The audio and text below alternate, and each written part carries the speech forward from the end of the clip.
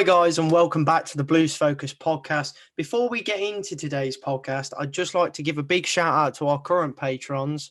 And if you'd like to join these names in the brand new Blues Focus Hall of Fame, you can join our Patreon page for just £1 a month. Perks included will be monthly giveaways and early access to guest pods. The link will be in the description anyway for our Patreon packages. But that's enough from me. Let's get straight into today's Blues Focus podcast. Thank you for joining us as always. Hello and welcome to the Blues Focus podcast with me, your host, John Graham. Once again, many thanks for taking the time to download this pod. We've seen some unbelievable numbers across all the platforms. So I think from all of us on this pod and behind the scenes, just want to say a massive thank you for continually to enjoy the content. It's been an unbelievable couple of months.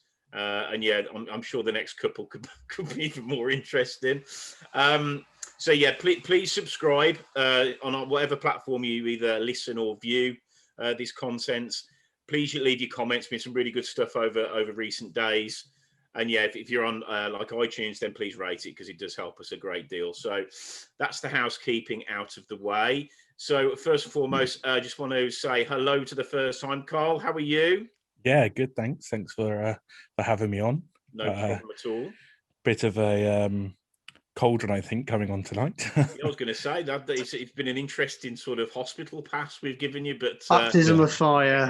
Exactly. But we'll get stuck into that in a minute. And Tom, how are you, mate? You're right. Yeah, good. Thank you, mate. You? Yeah, good. So right, let's get involved. Support for today's Blues Focus podcast is brought to you by none other than Manscaped. Manscaped specialised in all your below-the-waist grooming needs. They've only just recently landed in the UK, so you could be one of the first men in the country to even try out their products. So get looking at them now. They're definitely big in other countries, and they've finally dropped in the UK. I think many people can say, we've gone years without using the right tools for the job. So it's about time we started using the right tools for the job to avoid accidents. I'm sure we've all had uncomfortable moments in situations like that we'd rather not share. But to avoid those moments, why not invest in specialised precision tools to get the job done correctly? They've recently launched the Lawnmower 3.0, which I actually have here with me right now to show you. There you go. There it is in action. Got a little torch. I think that the torch is an interesting feature. I don't think I've ever seen anything like that on an electrical trimmer before. It's charged lasts up to like 90 minutes. So if you're a bit bored in a Blues game, then go shave your lower regions for the full 90 minutes. I mean, we are that bad, so it wouldn't surprise me if somebody did. It's waterproof, so if you wanted to take it in the shower, that's not a problem. It's not just for below the waist grooming, really. It can be for body grooming in general. But I feel like that as a whole definitely sells itself as a unique trimmer. So I'd highly recommend it, having tried it myself. So it's definitely worth a go anyway. And if you buy one of their packages, you get plenty of other little gifts such as this wash bag, some toner and some deodorant and whatnot. But no, having seen all that, if you are interested, then to get 20% off plus free shipping, use the code BluesFocus20 at manscaped.com. And there you are, sorted. You can have a nice little trim wherever that may be. So just to recap there, that's 20% off plus free shipping using the code BluesFocus20. So let's get into the podcast. I don't really want to break with tradition, and I'm mindful there is probably quite a large sort of elephant in the room, given an announcement over the last couple of hours. But I think it's important that we sort of say, you just quickly go through, I guess, why we're in the position we are. And if you didn't know before, then obviously Karanka is now party company with Birmingham City. We'll cover that in a lot of detail over the next sort of 45 minutes to an hour. But as I said, I think it's important that we put a bit of context behind it as to, I guess, why it came to an end. And I think a good place to start is the game yesterday. So, Carl, I'll start with you. When you saw the team sheets yesterday, what were your initial thoughts? I was pleased that he'd obviously got rid of the 5-3-2 or the 3-5-2 or the 6, whatever he wants to play sometimes. Yeah. I think we've looked better when we've had the 4 attackers on the pitch. And I think certainly with, I think that obviously we've all seen the facts and figures with the goal scored with Bella and Sanchez on the pitch. Yeah. So seeing that was a positive. I was a bit surprised that Gardner didn't get picked. To be honest, I think we missed a lot of his energy in the games he hasn't played. You know, he's been essential to the heavy metal football, I guess, if you want to call it, as Jurgen Klopp refers to it. You know, with the whole pressing game. Yeah. So there's an element of relief and a bit of disappointment. But I thought, you know, and as I said in my match day preview, you know, on the Blues Focus site, you know, I thought Bristol were there for the taking yesterday. Yeah. And I thought we had the metal there to go about doing that. So I was quietly confident. You know, I predicted us to win 2-0 in the preview, and I even put a bet behind that. You know, I really went for it. So yeah, Unlucky, mate. yeah, that went well. Clearly, you know, and I thought that was that. Especially with that lineup, I thought it's probably possibly the strongest lineup we could have fielded with, or you know, maybe swapping Halilovic for guards. But yeah, relief, I guess, that it wasn't 5 at the back for a change. Tom, what do you think? I was actually happy with the lineup. Like as you say, the formation. I was glad he went back to 4 at the back because 5 at the back is always calamitous. The players, I think, you know, Bella and Sanchez, really, they have to play, don't they? They just have to. And it was nice to see Halilovic start, but I feel like Halilovic starting showed Karanka's gamble, I suppose, that it's now or never with this game. I have got to put the best possible attackers on the field to try and get something from today. And in fairness, he was unlucky because Hogan hit the post twice and we could have been 2-0 up easily. And Bristol City, you're right, they were there for the taking. I thought they were shit, to be honest. There's no other way of putting it. They were fucking shit. Like I don't want. I heard Bristol City fans on Twitter bigging themselves up like they were the next big thing, and I'm just like, honestly, I have not seen teams quite that poor come down to St Andrews this season. But to lose 3-0 to that side says everything. Especially, like you say, my thoughts on the lineup. I thought it was a solid team. I think our lineup on paper was better than theirs. And the fact that we haven't turned them over isn't good enough. But conveniently, you know, we're putting balls in the box all game while Scott Hogan's on the pitch, bring on 2 target men, and we all of a sudden stop crossing the ball. That to me looks like a team that want to get the manager out. Like they're not playing for him. But I actually was happy with the team at the time, and I thought we might win. I had a good feeling. I thought, you know what, yeah, 2-1 Blues today, or 3-1. Evidently, I was wrong, and I think it just shows that they wanted him out, to be honest. Yeah, I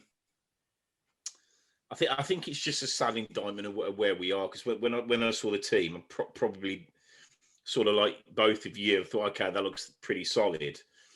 And then about 2 minutes after that, I look at the defence and say, you know, Colin, Roberts, Dean, Pedersen hasn't been good for 4 years. You know, that's been the foundation of how shit we've been for a long, long time.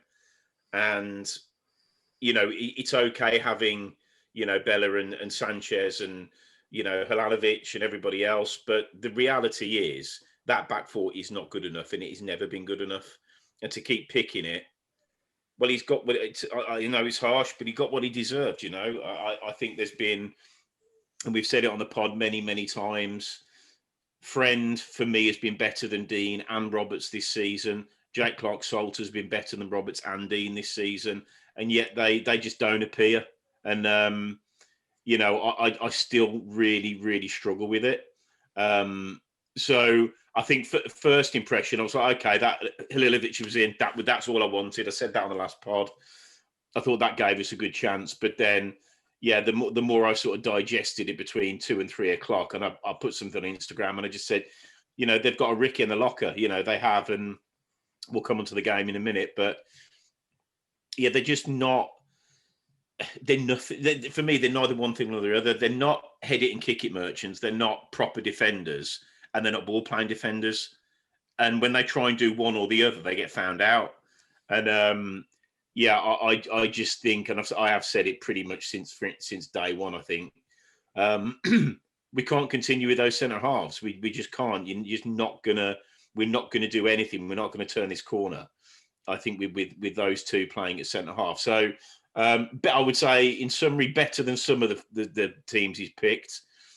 But again, I just don't, and I just pray it changes, that Friend and Jake Clark-Salter get a bit more of a run in the team. So Tom, first half, just briefly, what did you think? I thought we were unlucky. Overall, I think Raheem Harper, considering how good he's been recently, that game was a stinker for him. We conceded a really poor goal when I thought we dominated the game. We were on top. We definitely looked more likely to score than they did. Then as soon as the goal went in, it was heads down. And as a midfielder, you can't lose the ball in the position he did, and we paid the price for it.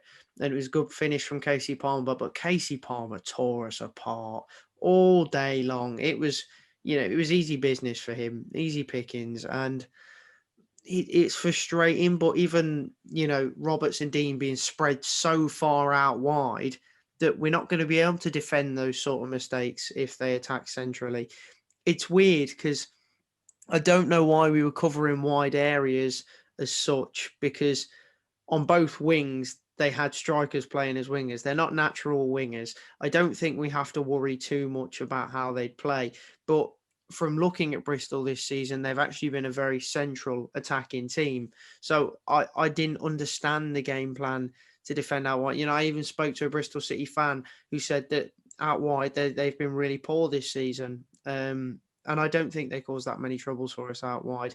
But I'd say Semenyo had a good game, but Semenyo had a good game because of his high press. That was it. And his determination to eventually get a goal. So I don't think he was technically gifted at all. So I just didn't understand kind of the defensive setup, and that's why we lost the game.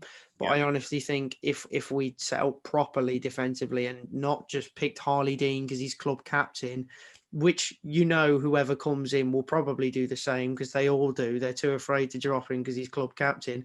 But I don't understand why, because Paul Robinson was club captain and he was on the bench for most games under Rowett. So it baffles me. It really does. But who knows? We'll see. We'll see when we talk about that later.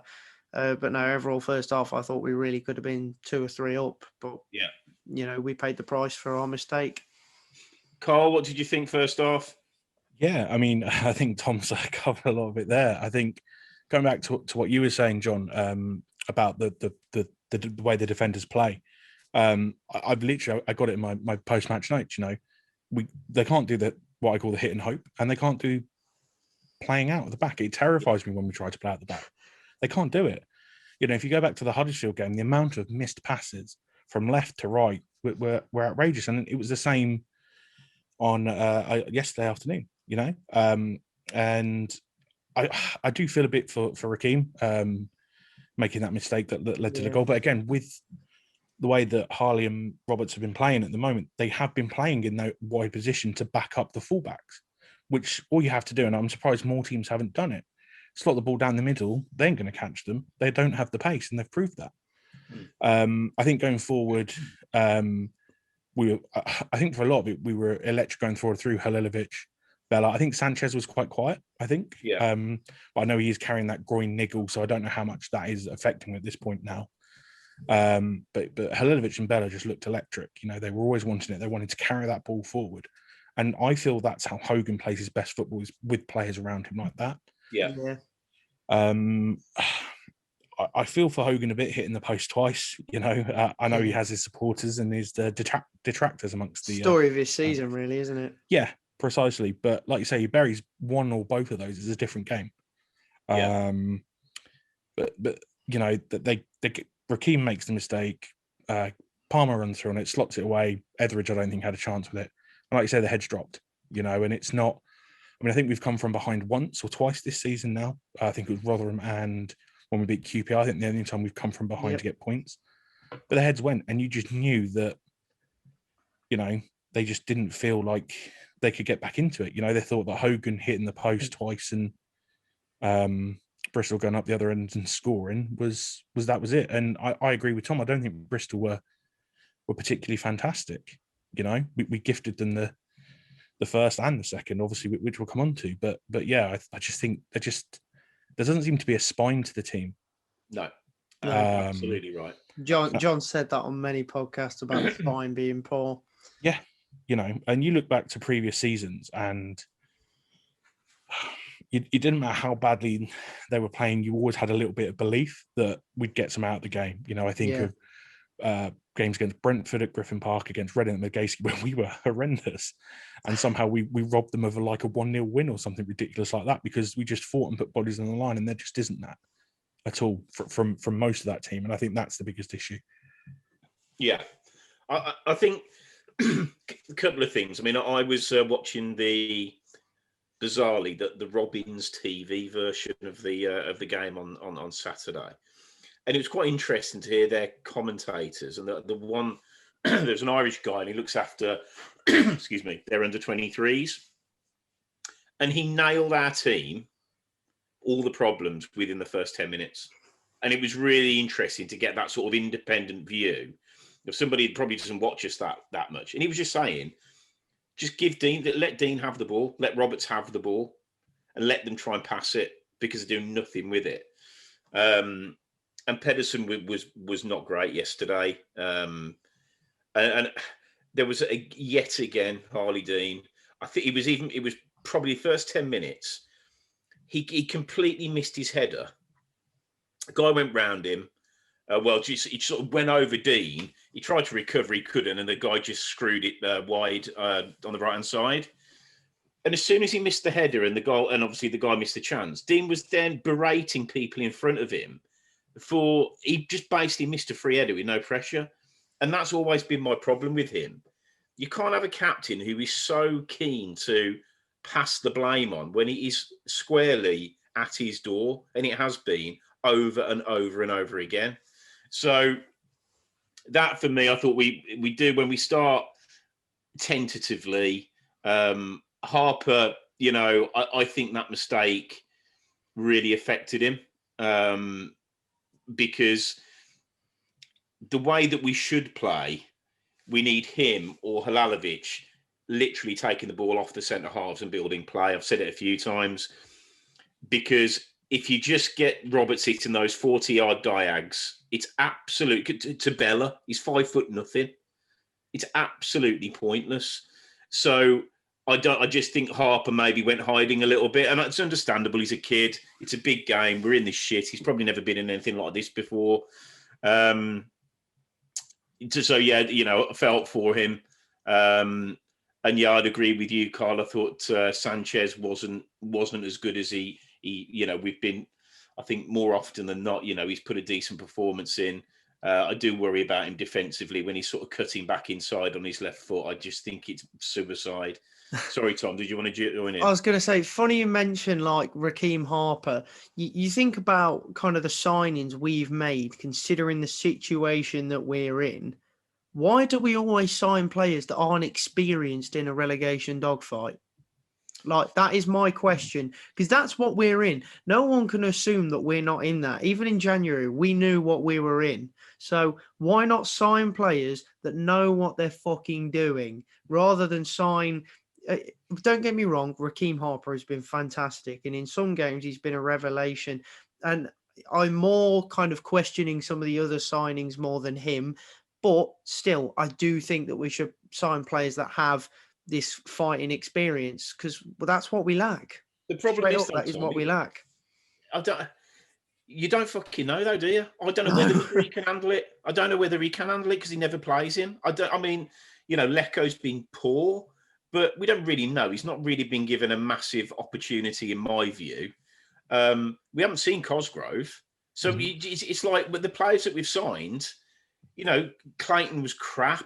You know, he went through a really bad sort of, you know, few games. That I can't remember the goal that he tried to shepherd the ball out, and effectively we conceded off that. We haven't seen him since. San Jose, haven't seen him since.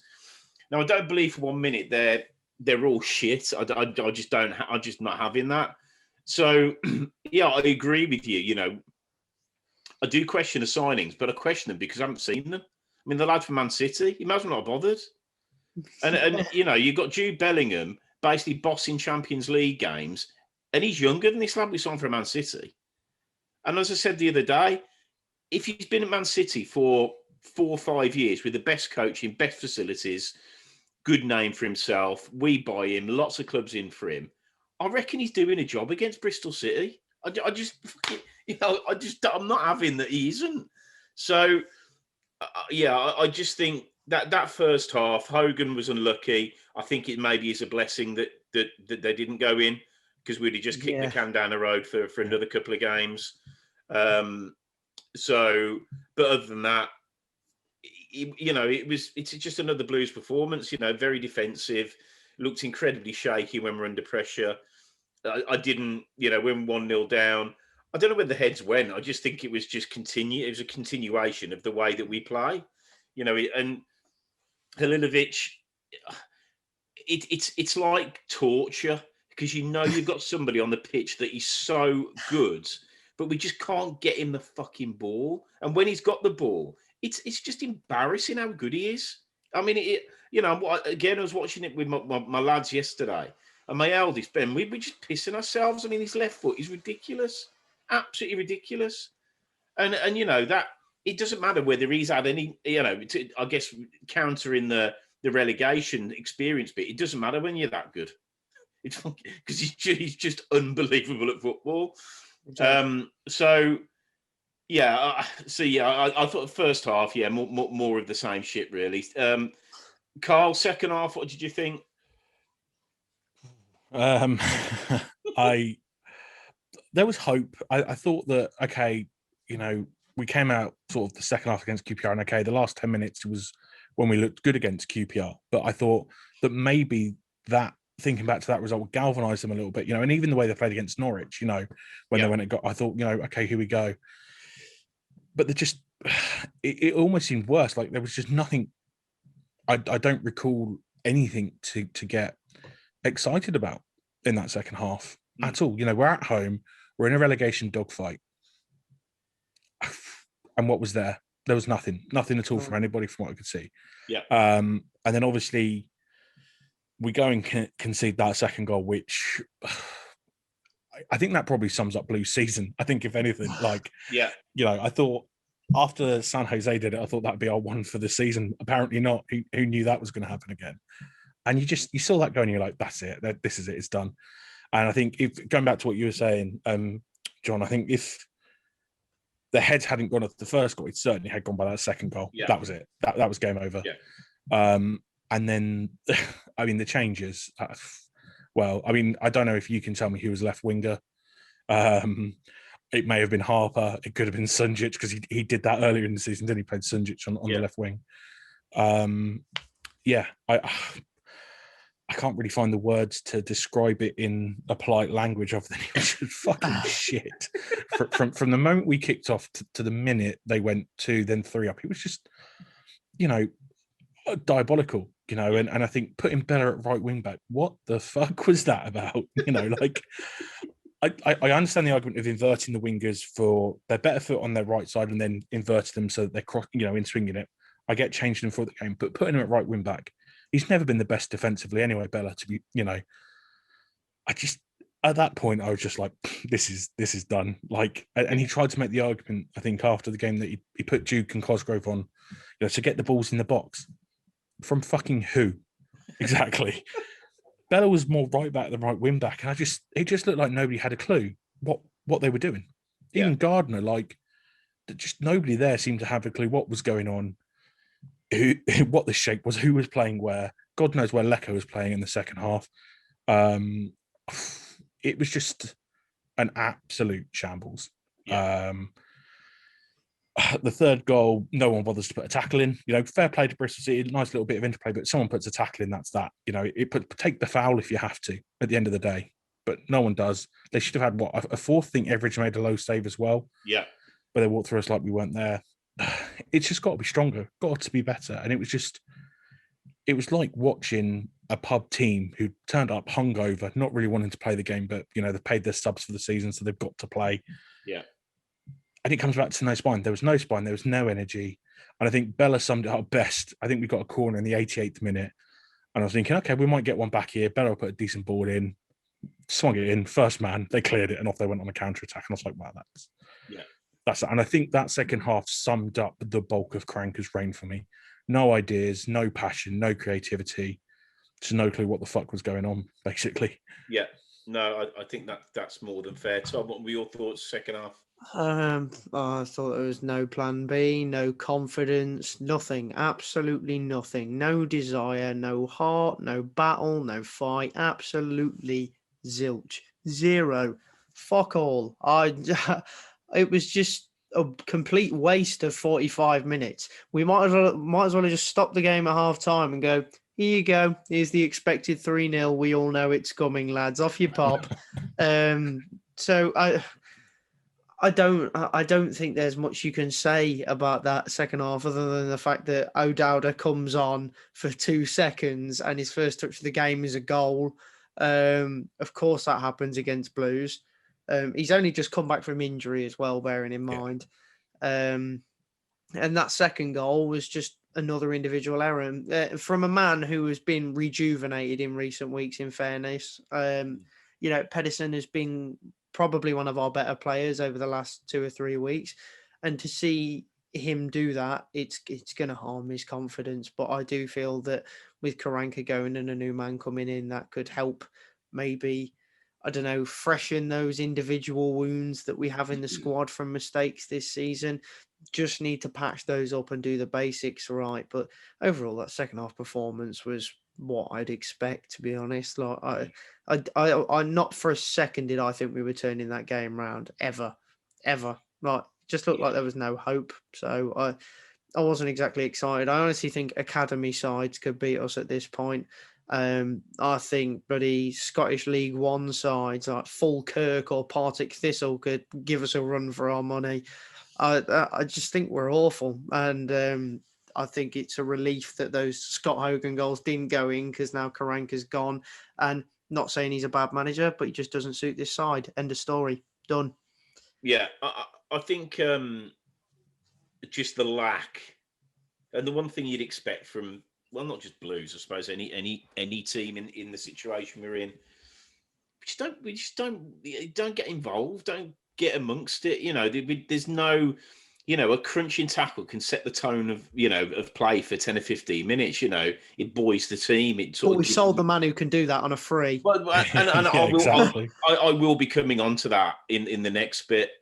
But I just, I mean, the second goal, that was coming because they just fuck about on the ball because they've just got no confidence. They know that, and the amount of, they don't want it. None of them want it. As soon as Roberts gets the ball, he's just, I said it, he just shits himself. It's like 11 Stephen Gleesons. I've said this before. It's just fucking unbelievable for professional footballers. And, and the thing is, and this is where I would criticise Harper, he's got to be bigger and he's got to say, okay, I need to put that to one side. And they know, if we can see it, they can definitely see it. If Dean's got the ball at his feet or Robert's got the ball at his feet, somebody go and take it off him, for fuck's sake. Just somebody go and get it off him and build the play. And and then obviously third, it could have been, like you said, Carl, could be 4 or 5, pick a number. They were gone. The substitutions and, as you said, the formation, it was just, he just anything. He was just trying literally anything. Because I think he knew that the writing was probably on the wall. The other one that I do worry about, and I think it's time to consider, Etheridge. I just, there was a moment yesterday where he tried to do a chip ball to the right hand side. He went off. He went to take his long run. Then he went halfway and thought, "No, I'll try and be clever here," and just smashed it straight to their centre forward. And the amount of times he just looks, for me, rabbit in the headlights. And the Prieto, whatever the second keeper's name is, against City, his distribution was really good against Man City. And, you ain't going to do a lot about the goals we conceded. So I think Etheridge is a brilliant shot stopper, but I think he's now contaminated with the Roberts and the Dean and just the panic stations. I just think they look absolutely frightened to bits when they've got the ball. And he's not as commanding as he was. I wouldn't lay the defeat at his door by any stretch of the imagination, but I think his name goes into the hat as far as, right, do we need to make a change? I think there's a lot of them that are going to be going in that. And I think, Carl, you definitely summed it up with, that was a very good reflection on Karanka. That probably said it all. Yeah. But that 90 minutes was a really good, I'll give him slightly, we've been a little bit unlucky at times. So the two headers that go off the post, on another day, different team, they go in. But having said that, that does not excuse the just absolute, just complete and utter sort of never change from this defensive mentality and just playing players that aren't good enough and seeing it week after week after week and having players that he can swap out and he never does. And why George Friend isn't in that back line is beyond me, considering our best defensive stats have been when he's in the squad. End of story. Yeah. I think there was a point that out of his first 13 performances, we'd kept 7 clean sheets. So, but yeah, so 3-0. I thought Bristol by the end of it were good value for it. But do I think they're any good? Not really. I think most of the sides that we play in that first sort of, as long as we don't ship a goal early, we're competitive against pretty much anybody. But we just haven't got that. We can't kick on because fundamentally we've got 9 players behind the ball. So guess what? We probably aren't going to concede that many, but we're never going to score any. Yeah. And I think that, again, some of those players are definitely going to be, this isn't we can turn it around in 10 games. Some of them really do need to take a blow. So, like you said about Etheridge, though, it's I feel like a few players this season have been infected with the Birmingham City virus, particularly the Karanka variant. Yeah. We need to find a fucking vaccine and quick, don't we? So, so on that, obviously broke at about 4:00 today that Twitter started to melt and it looked like he was going. I must admit, I think I saw something like this about 3 weeks ago and it came to nothing. So I didn't really, I didn't hold out much hope. Yeah. But thankfully by 5:00, I think it was pretty much certain and Sky was talking about it. So he's gone. And I also think that having listened to, I won't miss his post-match interviews. I can absolutely promise you that. I don't think anyone will. It's fucking embarrassing. He should be embarrassed. He's got no bollocks. He won't front it up. And you keep talking about individual mistakes over and over again. Guess what? They'll keep happening because it's there. It's lodged in there. So he's gone. And Tom, I'll give you first dibs on that. So when you heard the news, how did you feel? And secondly, do you want to give a quick sort of summary of how you thought he did in the brief time he's been at the club? Set the scene, right? I'm in my girlfriend's car, and we were out at the time, and then I see it on my phone, and I'm like, oh, delightful. I changed the song from whatever depression was on the radio. I slapped Beautiful Day on by U2 despite the rain pouring down, and I celebrated. I know it's not nice to celebrate somebody being sacked, but I felt like it had to be done. I think Karanka seems like a nice enough guy, but I'm not gonna lie to you, at the time I celebrated, to be honest. So yeah, no, and then I put Mr. Blue Sky on and carried on the celebrations. But overall, I was happy because I didn't think it was going to happen. I honestly thought we were going to stand by with him till the end of the season, even if we went down. Like, I thought we were going to stick with him, because the partnership just seemed that tight that it didn't look like it was going to break. But by the sounds of things, it sounds like Zhao has gone over Dong's head and got it done. Yeah. So fair play, really, and I think it needed to be done. But to sum up Karanka's tenure as, I suppose, Birmingham City boss, there's two words that come to mind. Disappointment is definitely one of them, and just dull, just straight up dull. Disappointment and dull. Yeah. I just feel like those are the only words I could really use to summarize his tenure, because I was really happy when we appointed him, to be honest. And I thought it was finally a step in the right direction. But evidently not, as usual. Birmingham City managed to make half decent players and managers look absolutely shambolic. But that's just Blues, isn't it? It's classic, same old, same old. And here we go again. New manager. Can't wait for that one to go down the bin as well. So, we'll see. But overall, I think what needed to be done has been done finally. And let's just try and stay up now with whoever comes in. Yeah. Carl, same question to you, mate. Initial thoughts, and I suppose it's a bit like, everybody knows where they were when JFK died, etc. Where were you when Karanka got the count? And going to put Karanka's sacking alongside JFK's assassination. Yeah. Wow, that's quite a statement. So, yeah, just a summary of what you thought about him.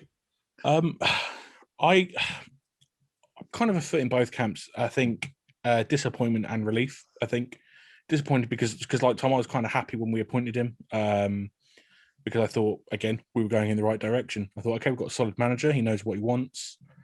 We know that he takes takes no shit. We know he stands his ground from his time at Forest and Borough. He's fallen out with owners and all that sort of stuff. So we knew we thought he would at least be able to stand up to whatever hierarchy we have in our club. And I was just disappointed it hasn't worked. I thought after the end of last season, I genuinely thought it's not going to get any worse than this, surely. Yeah, just shouldn't count your chickens before they hatch. We didn't fail to disappoint, though, did we? Well, this is true. No, we didn't. So yeah, I was disappointed it didn't work out, and then it's just relief because I think had we lost to Sheffield Wednesday, he may well have been gone then. Yeah. And I think that the positive results has kind of kept him going, almost on life support. Yeah. But relief because I think he wasn't the right man. It looked like he'd lost the dressing room. Just from attitudes of players, generally speaking, and for people like even Duke, people have their opinions on him, but for him to just not really look interested, it's not like him, and I think it was kind of a mixture of those. And just to sum it up, how do you sum up that tenure, really? You think back to beating Brentford on opening day, and we're like, fuck, we're beating Brentford again. We shithoused our way to a 1-0 win. I get used to this. And then just for the next 8 games, we just didn't score, or whatever ridiculous figure it was. And you just thought, oh, here we go. And I agree with Tom, dull, just absolutely dull. At no point, with the exception of Sheffield Wednesday, maybe QPR and Norwich, did we ever look like we wanted to play attacking football and have a go at the team? And it seemed very much like, let's not concede for 30 minutes and then we'll try and score. And then if they score, we'll give it a go. But if they score again, then we'll just give up. And that's just, it just comes back to, no plan. He just doesn't seem to know what to do with the players at his disposal. Just utter chaos at times. But yeah, I think we're all relieved that old Yell has been taken out the back and sent to the farm upstate kind of thing. And yeah, let's see what the I think is going to be number 8 in 7 years or something ridiculous. Not even that, 4 years maybe or something like that now. So let's see which, I don't want to say which clown is next in line for the circus, because that feels a little bit harsh on whoever's appointed, but let's see who's the next one through the door. Yeah. I think if we can get out of this, we've dodged a bullet. And the reason I say that is I didn't pay much attention to what I know he obviously did a decent job at Middlesbrough, and he seemed to be doing okay at Forest.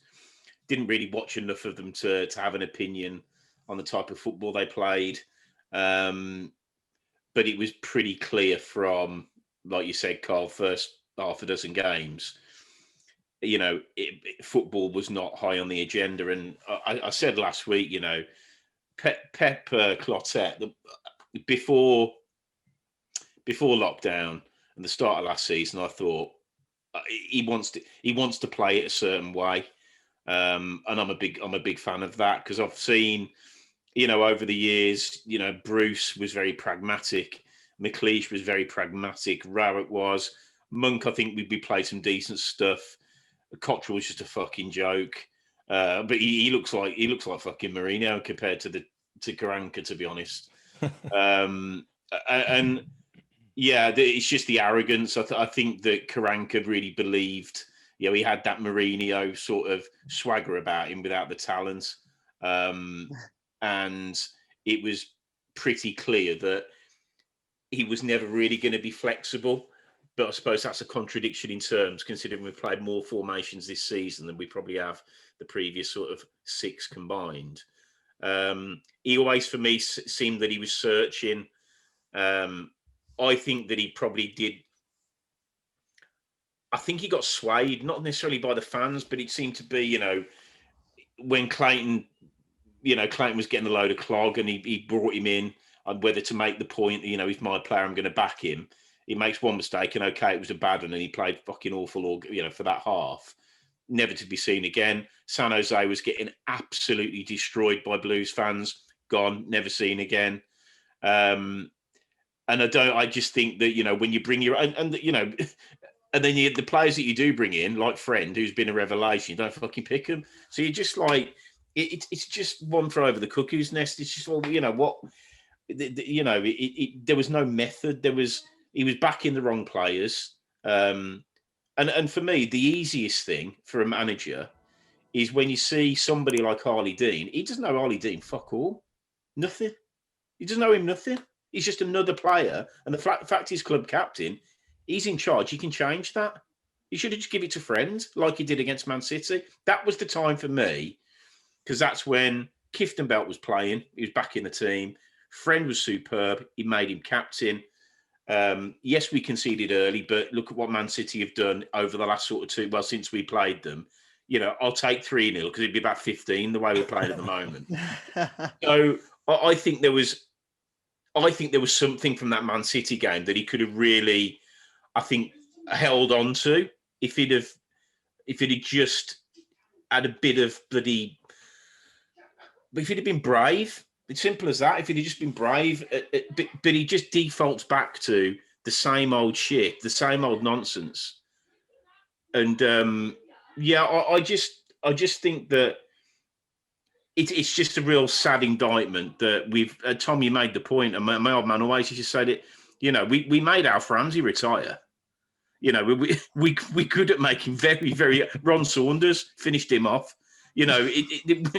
With Jim Smith, I can keep going. I can keep going all night. So it's just unfortunate that Redknapp, yeah.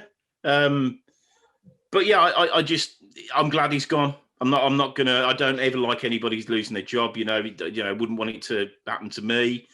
But unfortunately, he's absolutely 100% only got himself to blame.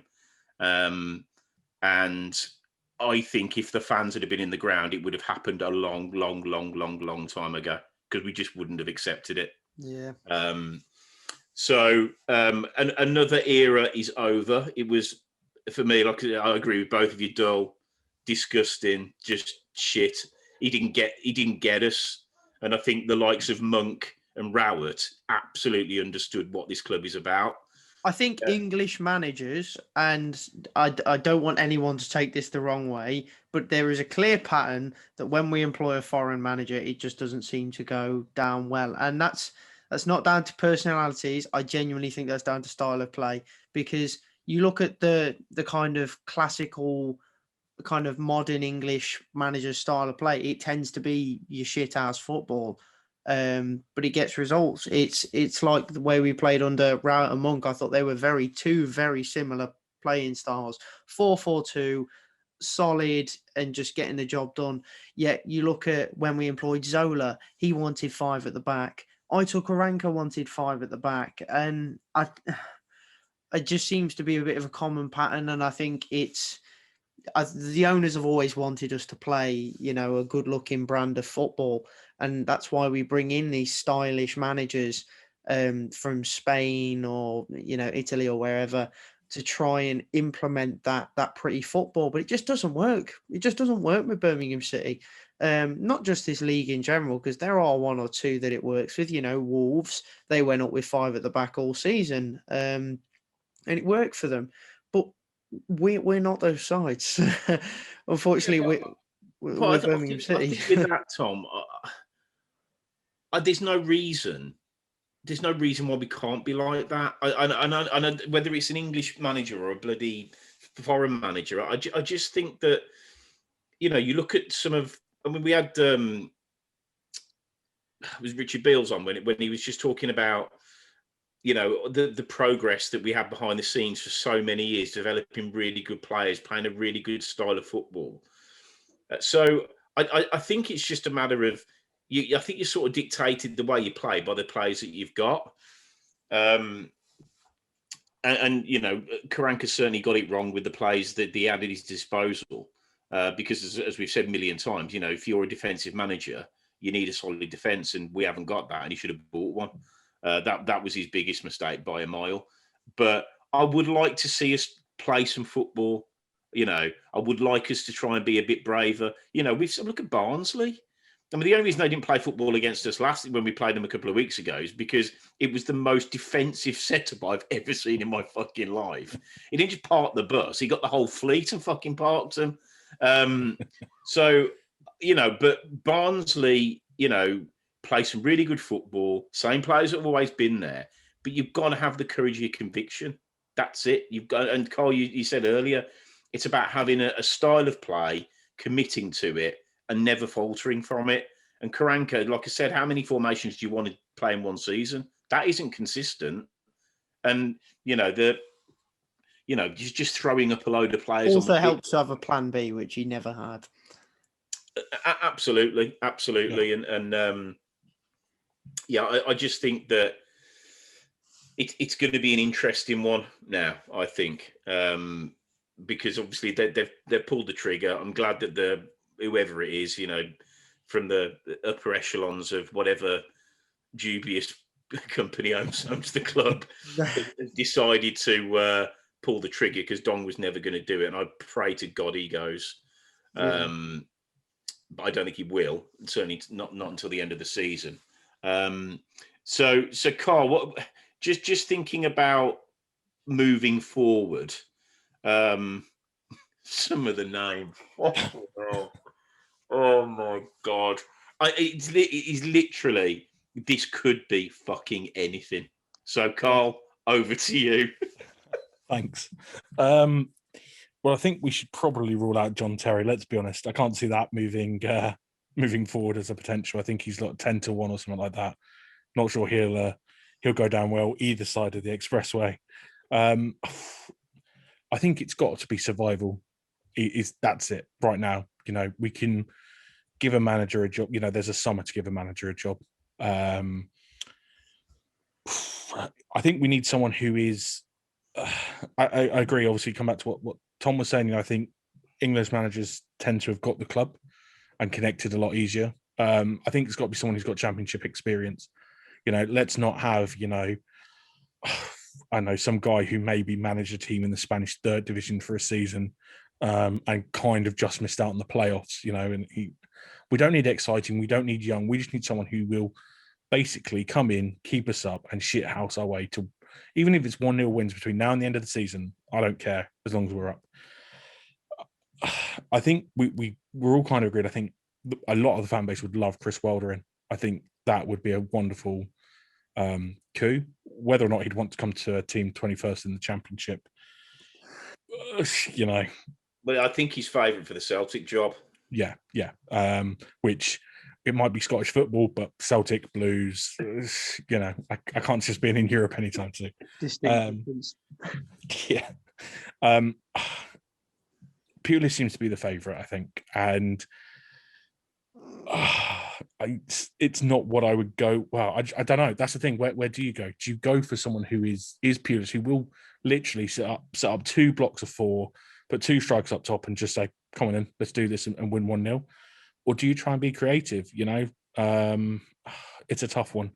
I think not because I necessarily rank him. I think I've got to go. I would say Pulis is, to keep us in the league. I think Pulis is the answer for now. Yeah. Let's get through 10 games. I mean, the next 4, I think we can probably write them off if we're honest. If we get anything from them, that would be wonderful. But I think we could have our pants pulled down and all sorts in the next 4 games. And that's probably not even the worst part of that. But if we get past those 4, then we've got some very winnable games. The 17th of April is Rotherham, which is massive. Yeah. That's a huge game. You reckon they'll play by then? Well, yeah, they're going to have to, aren't they? At this rate. Oh, I really hope we beat them, because the fact that they've missed so many games really it just boils my blood. For now, give him 10 games to save us, and then let's stay up. Let's not worry about the football. Let's just worry about winning games. Yeah. Or even drawing them. Like just any fucking point we'll do it this time. And let's get to the summer still somehow in the Championship, and then we can go, okay, let's look forward from there. I think just dropping back slightly to what I think it's positive that Zhao has done the firing. He did the same to Cottrell, if you remember. Yep. And then brought in Monk. So hopefully we're going to get a similar situation where he's picking the manager and not Dong. Yeah. But yeah, I think get Pulis in. He's got the experience in the Championship. Okay, he didn't do great at Sheffield Wednesday, but look at the shit that went down there. He's not going to have to worry about transfer budgets right now. He's not going to have that conversation. Just get us to the end of the season, get us over the line. Yeah. And then we can move forward from there and hopefully start the rebuild. Okay, now Tom. I completely agree. I'd honestly take Tony Pulis, to be honest. As much as it kind of pains me, I would take him on the base. Not even just take him. I think it probably will be him. Let's face it, because I think the Craig Gardner pull is also kind of there. They're buddies, so it wouldn't surprise me if kind of Craig put a word in. I think Pulis He's done that over the last 2 fucking weeks. Honestly, in my view, sorry to cut you, mate. It's all right. His brand has been smashed to pieces right here. Absolutely smashed to pieces. Because he's meant to be the guy that gets it. He's meant to be the guy that and okay, Karanka must be quite headstrong, but I think he's done himself no favours whatsoever. He left and he came back. I think it probably would have been a wise move to stay away for a while. It's not a brilliant servant to the club on the pitch, but this has been if we go down, he's front and centre. Not liable completely, but he's definitely in the mix. Sorry, Tom, go on. It's all right. Yeah, no, I completely agree with you, mate. But it wouldn't surprise me if Pulis took I think he needs it after that Sheffield Wednesday blow, to be honest. It's not a nice one to have on the record. So no, Birmingham City could be his second chance in that regard. And I think keeping us up would be a massive, massive achievement on his resume and would put him in good stead to have the job permanently if he wanted it. One name I did see pop up, not like we're literally talking like 20 minutes ago. Sorry, it come up on my phone. Was Mark Bowen's interested in the job? Personally, I would be okay with it on the basis that you look at Reading last season. That they were in the shit and he took over as caretaker and got them out of said shit. And on that basis, I wouldn't be completely wholeheartedly against it because I actually played some decent football under Mark Bowen. And I think Reading actually sacked him on a bit of an unfair basis because they weren't in that poor form. But I still feel like there's better candidates out there. Including in fairness to him, though, he pulled the biggest shithouse move in the game because he was put in charge of recruiting a manager, and he said to the board, "They're all shit. I'm having it." Yeah, that is true. I wouldn't even be against Mark Bowen, to be honest. So no, I don't want Frank Lampard. I don't want John Terry. I don't want Neil Lennon. No, not Neil. No.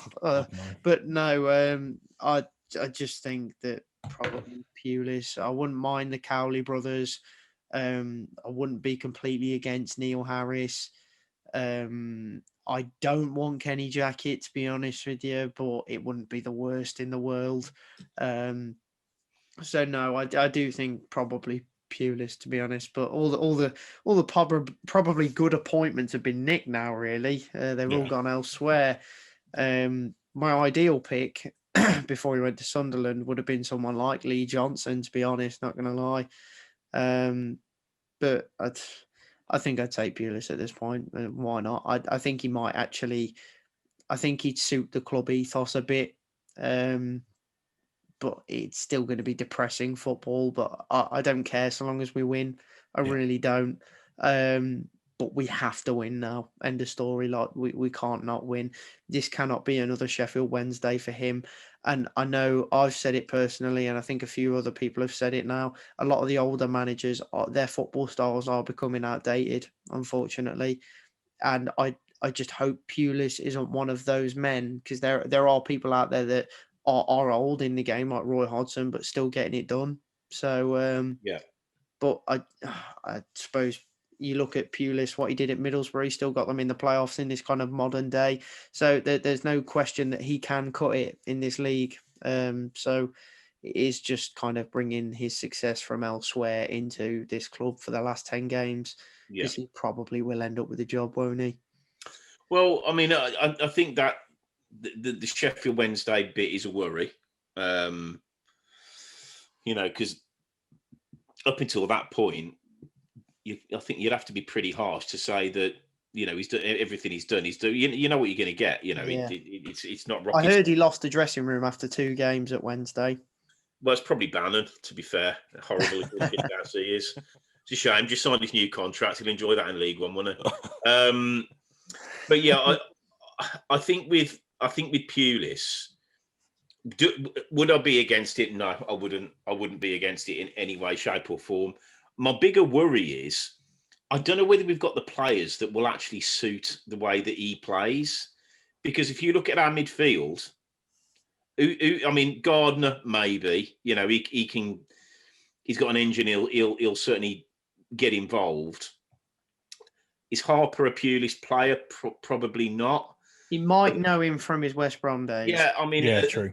Are the wingers lightweight for him? And that for me is the unknown. Obviously, Dukey's going to get a run in the team. I think we can. 100%.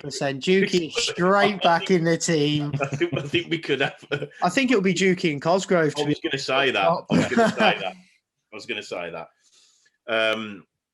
So I think it's the most sensible choice, because I think it does give us the best chance of every single player, every single fan, anybody that knows anything about football will know for the last 10 games of the season, Blues are going to be fucking horrible to play against. Yeah. I'm really comfortable with that. Really comfortable, especially after yesterday's game, which, Carlos, I think you said, I mean, it's just nothing at all, nothing from anybody. And I think you'll call them out. And I said it last week, and I'll say it again. The wankers that down tools after lockdown, when we went on that horrendous run at the end of last season, that for me would have been enough to say, if I was the manager coming in, I'd have had a look at the last 10 games, that we nearly got relegated out of nowhere. And I'd have fucked them all off, all of them. The players that I felt were culpable. And Harley Dean front and centre. And there's others that are, they're not bad people. Robert seems to be a really likable guy.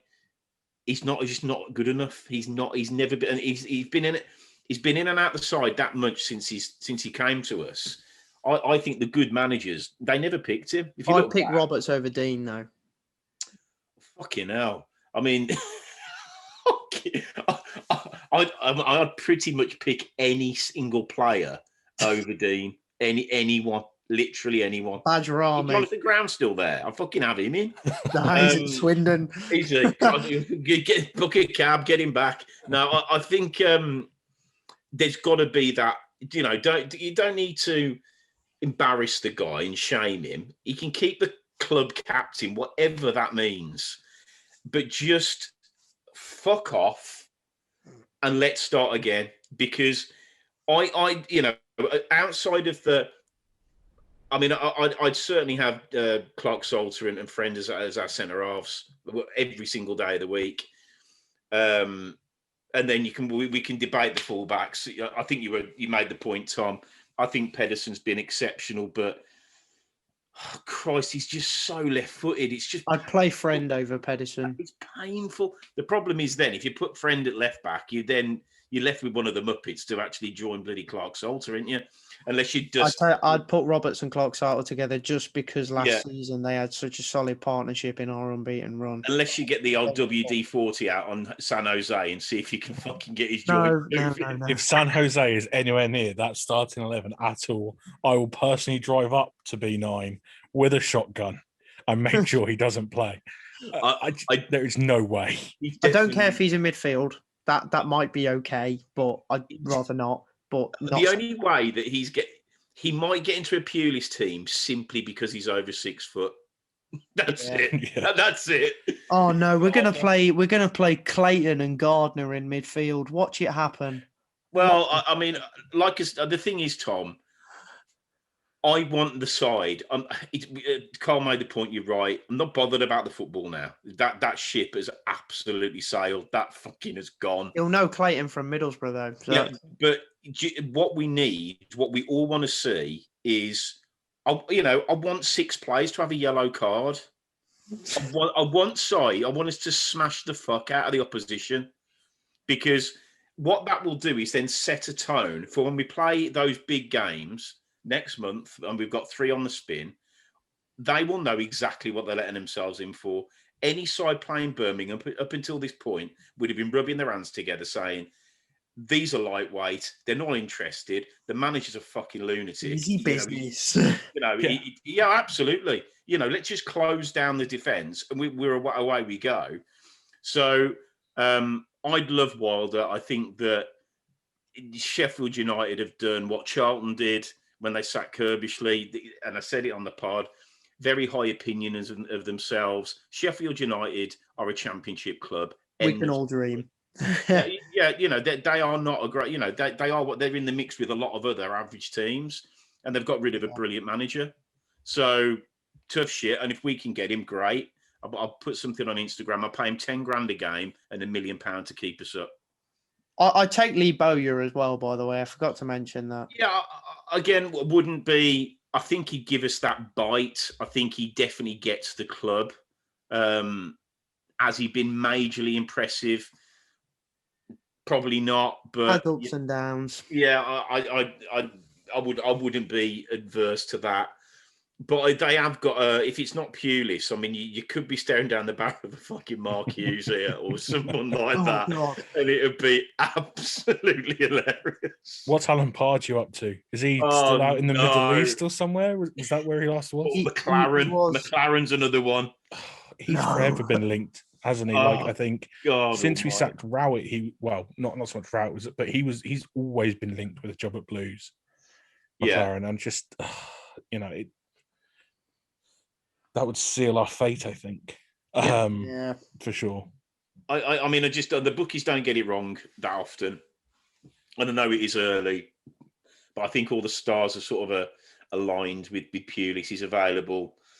There's links there. Yeah, with players and coach. Yeah. But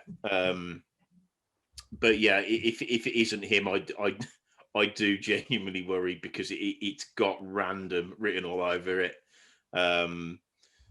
But Carl, as you said, hopefully we'll follow suit of the, you sack off Cottrell and then make a decent appointment. And maybe it is, if Dong does any of the decision making, it goes to shit. So hopefully, one of the, I guess, the more senior people in whatever business owns the club will do it and get it right. So yeah, we will see. So just briefly going on to Reading before we... Not much we can say. No, there isn't. It's I think that, Yeah, the one thing, if it is Pulis and if he does come in on Wednesday, that I think gives us a big shot in the arm, and they're going to be thinking, this is not the game we actually thought we were going to get. Yeah. We've beaten them once this season, so why not? Yeah. And just before we go, Carl, was there a point where you thought that it just started to go wrong? Was there a defining moment, not necessarily over the last couple of weeks, but just something where you thought, this is starting to smell bad? I think for me, it was probably the it was pretty recent. I mean, I wouldn't say I've backed him all the way, but I think probably the Huddersfield game, where we got a point out of it, and in normal times, a point away from home isn't bad. But you know what? We'd come off, we'd won 2 games in a week, which was for the first time since fucking, I don't know, the dinosaurs were on the earth or something ridiculous like that. We'd played well for 3 solid games, which, what was that? That was maybe 2011, the last time I think we fucking did that one, to be honest with you. And I thought, we're going to carry this form on. And there was part of me that thought, we turned a corner here. We rocked up to Huddersfield. The team had changed. I get you've got to rest players every now and then, but that team were on a roll. They knew what they were doing. They knew what their jobs were. Yeah. And the minute that team lineup came out, I was like, no, this is it. This is the point where if we don't win this game, for me, he's got to go. Regardless of what we do against Barnsley or anything after that or whatever games, he's got to go. Because that game against Huddersfield were fucking dog shit as well. I think they've conceded 13 in 15 or something ridiculous. They're all over the place. And we gave them an in. Do you know what I mean? We gave them a point there. And I wouldn't say we were stellar enough to take all 3, but we equalised through a scrambled corner, which I know you take every goal given, but that for me, that was probably the biggest disappointment of Karanka's reign, ironically, which, I'm probably very patient to fucking get that far, to be honest. But I think that for me was the point where I was like, no, this isn't working for me. And then the post-match shrug counter, like that. If I ever see him and he shrugs his shoulders at me, I will not be responsible for my fucking actions, I'll tell you. Exactly. It's unfucking believable. But yeah, so the Huddersfield game would be the point for me. Yeah. See, for me personally, I'd have said Derby at home. That was sickening. That game was vile, utterly vile. It still haunts me now, that game. I've never been so angry at a Blues game in my life. I was probably more angry about that game than I was when we lost to Villa 1-0 because Grealish scored, being the hero. I couldn't believe it. I was so angry. I was like, no, if we play like this, we're going down. End of story. So no, that game stands out for me. That Derby 4-0 at home, I couldn't believe it. I just couldn't believe it. For a side like Derby, who, by the way, have scored less goals than us this season, they're not pretty. They're pretty drab, to be honest with you. And they did that to us. And they're sort of, that bounce effect has gone. They're banging it still. I hope they go down. I hate Derby County, but there we are. Well, I mean, as long as we don't, yeah.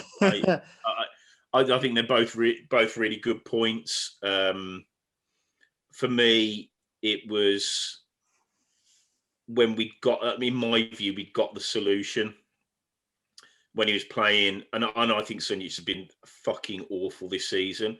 But when he was playing with Kifton Belt, they both looked like they got something really good going. We'd got a couple of victories. We were unlucky against Watford when we lost 1-0 to that late penalty.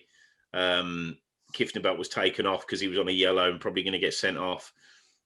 You never saw him again. And you're like, you've identified you're in the shit. You bring Kifton Belt in, everything changes. Literally night and day, everything changes. And not only do you bomb him out the side, you bomb him out the club. And crazy how we were tweeting about him being like Zidane, and then the next day he's off to Millwall. Yeah, and that for me, it was. That was definitely the start. I was absolutely, I just could not believe that we'd got rid of him. I couldn't believe it. Surely Karanka has to be like, no, this cannot happen. He cannot leave. I don't know who, anybody that watches any football can look at that as a good deal. He was on no money. No, I mean, if he was on 10 grand, I'd be amazed. he's on 10 grand a week, I'll be amazed. I'm pretty sure he's on like 5k. Yeah, so he's on it's fucking no probably money. one from the old wage, the salary cap, wasn't he? I guess. Yeah, you know, he's got the contract's dead at the end of the season anyway. So it just made no sense to get rid of him, given that he was the engine room of the team. Precisely. So it was that, and then, as we've said before, McGree's had some really good performances. You never see him again. Like Jake Clark-Salter, I don't think he's had a bad game. You never see him. Friend's been amazing. You never see him. So all of those things, you just never knew what side he was going to pick. And for me, yeah, but it was definitely Kieftenbeld, because I just didn't understand that we'd got the solution and it was staring him square in the face and he just fucked it off. So, yeah, for me, he could have gone at that point. But we shall see what occurs. As we said, Reading, who knows? I fucking couldn't predict fucking anything at the moment. 1-0 Blues. Yeah, it's got that written all over it, hasn't it? You absolutely know they're going to turn up and win 1-0 or something like that. Well, let's hope they do. Because I think, you know, Cole, you're right, and Tom, you've mentioned it. The next few games are a free roll for us. But I do remember when Lee Clark got sacked and somebody took over as caretaker and we got done 8-0 the next game. So 1-0 or 8-0, who knows? That was scarring. Don't. I've seen many things at that club, but that fucking took the piss, to be honest. But anyway, I think we're all relieved. I think that's probably there is now. I think it's done. They've made the call. I think all of us over recent weeks have been saying, you know, time is time. We've got to go. So we've got 10 games now, 10 massive games. I think we need to win at least 3, maybe 4, which is going to be a tall order. But we are playing some sides in and around us, so who knows? But on that bombshell, as they say, it's never dull, is it? Well, fucking absolutely just mental club this is. But yep. Hey, so Cole, thank you very much for joining us, mate. Really enjoyed that. Yeah, thank you for having me on, and thanks for the baptism of fire. No, well, Christ, if you come on the pod's going to fucking, you definitely come on next. I mean, we might actually get a result. So, yeah, but no, thanks for your contributions. And Tom, as ever, mate, thanks a lot. No worries, mate. Pleasure. All right. So there we have it. Interesting times, terrible performance, but it did finally get rid of the nutcase. Who knows what's coming in next? I think we are going to be calling for the police, or the Pulis, as they say. And, you know, who knows? I think we know the style of football that's coming. So, yeah, I think watching behind hands is going to be the way forward for the next sort of 10 games or so. But who knows? We've now got a plan, I think, to aim for. And, interesting pods down the road, I'm sure. But between now and then, stay safe and keep right on.